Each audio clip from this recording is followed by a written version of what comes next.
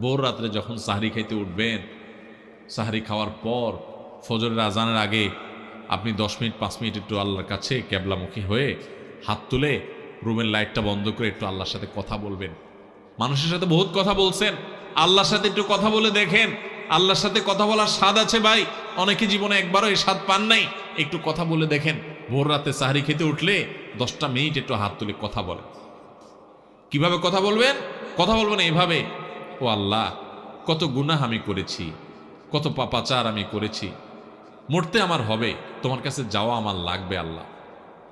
শয়তানের প্ররোচনা করেছি, এই রমজান মাস তুমি কত মানুষকে মাফ করে দাও।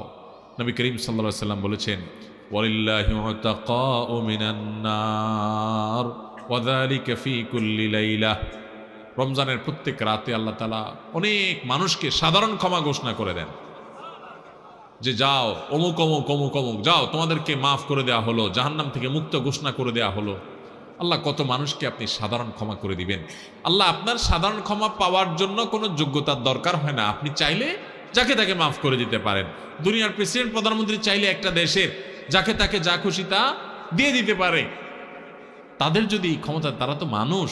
আল্লাহ আপনি তো মহান সৃষ্টিকর্তা, আপনি তো চাইলে আমার সব অপরাধগুলো মাফ করে আমাকে ফেরেশতা বানায় ফেলতে পারেন, পারেন না আল্লাহ?